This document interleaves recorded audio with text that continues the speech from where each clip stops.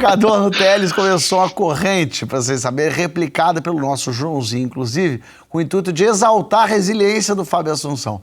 A legenda dizia que um dia possamos aprender a admirar e compartilhar histórias de vitória e superação, e isso tenha mais destaque do que qualquer meme sem noção. A gente vai debater agora a importância das boas notícias e das notícias boas, por que não? Na pandemia, esse movimento Good News recebeu um monte aí, né? Cresceu um monte.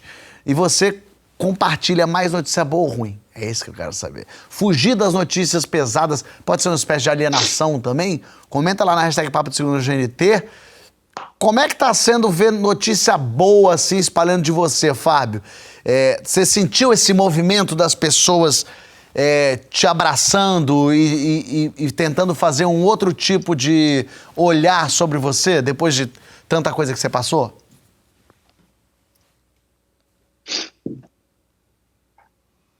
Cara, olha, eu recebo muita coisa positiva. Estou recebendo muita coisa positiva e eu acho que isso é fruto também das coisas positivas que eu estou fazendo comigo, né? Mas daí você diria que o que falaram de negativo é fruto das coisas negativas que você fez com você? Não, eu acho que na verdade, assim, o que falam nunca vai ser maior do que a forma como você se vê. Né? Eu acho que isso tem que prestar bem atenção nisso, porque as pessoas falam, né? Falam, e eu já tive momentos de, sei lá, de fazer um post comentando alguma coisa e vem hater, e vem, enfim, eu tenho página aberta e as pessoas falam o que querem, assim. Mas é importante a gente separar o que de fato a gente pensa sobre as coisas, né? Notícia ruim dá mais engajamento, dá não, João? O pessoal gosta de ver confusão, o pessoal quer ver mais o pau comendo na casa de Noca do que coisa bonitinha por aí, ou não? Ou tô enganado? As pessoas gostam de ver o circo pegar fogo, né? Ei. Eu acho que as pessoas gostam de... Eu acho que a informação sensacionalista tem até um pouco a ver com o que a sociedade, a maioria dela, hoje em dia se encontra numa situação de completo abandono, por exemplo. E acho que, de alguma forma, equilibra o sentimento de abandono em ver que tá tudo ruim mesmo, sabe? Eu acho que, de alguma forma, tem essa compensaçãozinha quase não, absolutamente cruel. Mas eu acho que a gente vive num mundo onde a gente acompanha, é diferente uma notícia ruim. Por exemplo, a gente abre um site ou um jornal hoje em dia, a gente tem o que a gente chama de notícia ruim, mas notícias reais, né?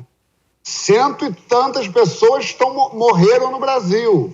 O Covid está sendo mal trabalhado no Brasil, né? A cura ou a contenção são realidades. As pessoas estão morrendo, como o Emicida estava falando no outro bloco. Crianças estão tomando tiro. Isso tudo faz parte da nossa realidade. Agora, outra coisa que eu acho completamente diferente é você, de alguma forma, trabalhar para que a humilhação e o achincalhamento público de uma pessoa continue e isso seja uma piada recorrente, que eu acho que tem outra coisa que a gente já falou aqui no programa muitas vezes. Acho que as pessoas gostam de ver a pessoa se dando mal, porque aí o Fábio Assunção, gato, talentoso, tananã, abdômen mais sexy do Brasil, não sei o quê, a gente quer ver ele se fuder, de alguma forma. Tem essa maldade, eu acho que é meio do ser humano, é um fetiche de ver a pessoa, o circo pegando fogo mesmo. Mas eu acho que são duas coisas diferentes, o achincalhamento público e as notícias reais que acontecem, que é muito diferente dos programas pinga-sangue, que são programas que ficam só ali falando que sei quem morreu, que não sei quem, tragédia. Eu acho que são coisas diferentes entre si. Mas é uma coisa um pouco de... A vida é tão dura e miserável que ver uma pessoa que tem uma vida talvez até mais dura, de mais sofrimento, ou passando por um momento de penúria, dá um certo alívio para você falar, graças a Deus, não é só a minha vida que é um horror, as pessoas têm uma vida horrível também. Foi exatamente o que eu tentei dizer, mas talvez não tenha sido tão claro. Mas foi exatamente o que eu quis dizer. Acho que tem um sentimento de compensação. Quando você pensa assim, o Fábio Porchat é um cara que tem tudo que eu queria ter, eu tô aqui nessa merda, e me dá um quentinho imaginar que ele também sofre. Eu acho que tem uma coisa que vem daí também. Uma coisa que acontece muito mas essa Globo lixo só fica mostrando tragédia e coisas horríveis. E aí é isso. Na verdade é que tem muita coisa boa acontecendo, mas não mostram. Tem uma certa kill the messenger em algum lugar, assim, tem uma certa não querendo lidar com a verdadeira razão e com esses montes de notícias horríveis. A gente prefere tapar os olhos e culpar, por exemplo, eu usei a Globo de exemplo, mas o jornal, ou enfim, a imprensa de um modo geral, para dizer que tem coisa boa e a gente tinha que focar nisso? Teve até esse episódio, né, Fábio? Esse ano, acho que foi esse ano, né? Ou no ano passado, não sei, que o governo Bolsonaro reclamou muito de que a mídia só dava notícias ruins, né? Cobrou muito da Folha de São Paulo, que desse notícias boas, assim. Eu me lembro que na época me lembrou um pouco o livro do Orwell, né? O 1984, em que a ditadura lá, ficcional, tinha um ministério que era o Ministério da Verdade, Miniver. E isso é uma marca de ditaduras, assim, né? Uma imprensa que não apresente notícias ruins não é uma imprensa livre, não é uma imprensa democrática, porque a realidade é feita também de notícias ruins, né? O João cobriu bem o assunto, assim. Eu acho que, por outro lado, assim, também uma imprensa ou uma televisão, veículos de mídia que só falam de coisas ruins e às vezes com uma abordagem sensacionalista, de pinga-sangue, como a gente já tratou aqui uma outra vez, né? Aí também não é bom, porque eu acho que isso também distorce um pouco a realidade, assim, isso acho que vale para a experiência coletiva, social, o que vale para o indivíduo, assim, para você ter condições de agir, e aí de novo o tema do primeiro bloco, né? Para você conseguir sonhar e conseguir transformar a sua realidade, você tem que ter um mínimo de base, assim, de confiança, né? E se a sua realidade está completamente desmoronada, eu acho que isso tem um efeito paralisador, assim, de desistência. Então é também importante que a sociedade chame a atenção para as coisas boas que são feitas, né? E a gente está vendo isso o tempo todo, né? Para cada cavalo que é jogado na ponte, né, João, tem 1000 outros gestos de amor, né? É muito importante enfatizar esses gestos de amor também. E eu fico vendo aqui o João, né? O João mesmo, assim, sei lá, eu não sou muito de usar rede social, mas eu vejo o João, nunca deixa de criticar coisas e tal, mas é um hub afetivo, né? Tá sempre comemorando a existência das pessoas que ama. A minha atitude é mais essa também, assim. Homicida, dentro disso, eu vejo nesse discurso também um cansaço físico e emocional das pessoas, porque a gente não aguenta mais. E tá tudo muito intenso, desde 2018, sei lá, tá tudo, todo dia uma novidade, um golpe que a gente recebe. As pessoas querem respirar. Também não é honesto a pessoa querer férias do desastre. Também não é honesta a pessoa que fala, me deixa, pelo amor de Deus, me deixa ver Tom e Jerry.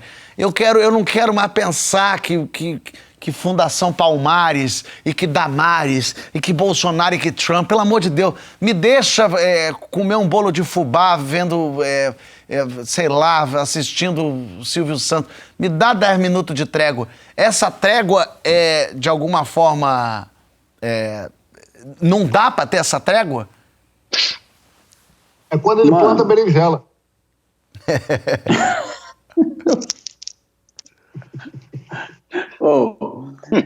Fabião, sabe o que eu penso, mano?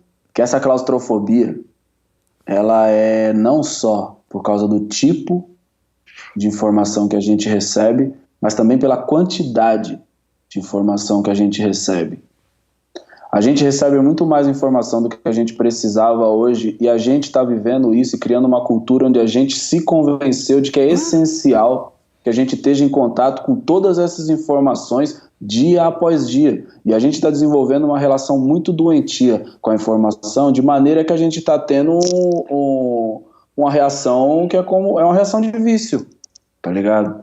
Que até acaba por tirar a gente da realidade. Acho que o Chico passou muito bem por isso, né? O excesso, principalmente quando a gente fala sobre notícias ruins, ele coloca a gente nesse estado de paralisia também, sabe? Eu acho que tem um exercício, é óbvio que a gente também não pode se desconectar, se desassociar da realidade de maneira a dizer, eu não quero ouvir mais nada de notícia negativa, eu não quero saber. A gente precisa saber para poder conduzir a nossa vida, para poder transformar esse planeta num lugar melhor, a gente precisa se conectar com a informação. Mas eu acho que tem uma coisa por parte dos veículos, e acho que aí tem uma responsabilidade na qualidade da informação, como ela é produzida, se ela é de fato informativa. Eu acho que a gente pode sim, quando a gente olha para a imprensa hegemônica do nosso país, eu acho que ela pode sim subir alguns degraus na qualidade, fazer com que os textos sejam mais informativos, de maneira a não simplesmente tentar empurrar as pessoas só para um lado ou só para o outro, porque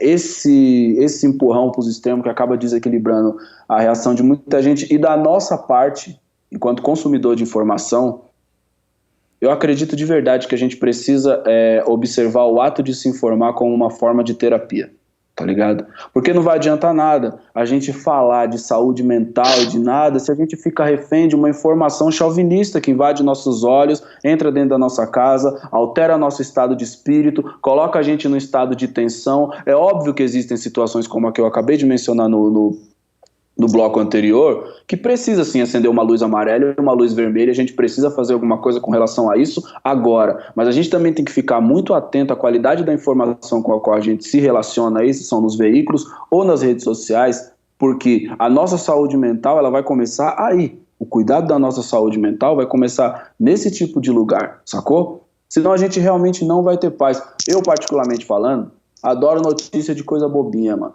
entendeu? Porque, como eu converso com muitas pessoas de muitos lugares diferentes, eu vou receber uma enxurrada de coisa, de um monte de ponto de vista diferente, uma pá de problemática. Então, mano, quando eu tenho um minutinho pra mim aqui, tio, sem maldade, eu quero ver as velhinhas no Japão que construiu a casa dela sozinha, tá ligado? Eu tinha separado uma rapidamente falando que era sobre os PMs, que uma criança foi pedir ajuda aos PMs para terminar a lição de casa deles. Segundo a criança, a mãe tinha dito que qualquer coisa que ele precisasse poderia falar com a polícia, e ele foi lá pedir para ajudar na lição de casa. Essa era a minha notícia. E aí eu iria usar essa notícia para falar sobre o Derinaldo Cardoso, o Cabo Cardoso, que foi brutalmente assassinado na cidade do Rio de Janeiro e que também merece a nossa simpatia e a nossa completo revolta, porque a gente tem uma das polícias que mais mata no Brasil, isso tem que ser dito, mas a gente tem uma das polícias que mais morre também, e isso também tem que ser dito. E fica aqui o meu carinho à família desse profissional que morreu exercendo a sua função, deixa 2 filhos, se eu não me engano, uma mulher, e é mais uma vítima dessa história violenta que a gente está vivendo, e dessa história violenta que as pessoas continuam a achar graça e continuam a achar que não vai levar a lugar nenhum. Essa brincadeirinha de ser violento, de falar, bandido bom é bandido morto, isso tem mais a que se ferrar. Não é assim. Isso vai levar a gente para um lugar mais triste do que a gente já está. As pessoas estão morrendo, isso não é brincadeira. Os pobres, pretos, periféricos e os PMs também. Isso é muito triste, isso precisa ser observado e fica aqui a minha homenagem. Tenho certeza que nós todos aqui estamos juntos nessa minha fala. Perfeito. Então, um beijo a essa família que perdeu um ente querido. É isso mesmo. Essa política genocida é para todo mundo.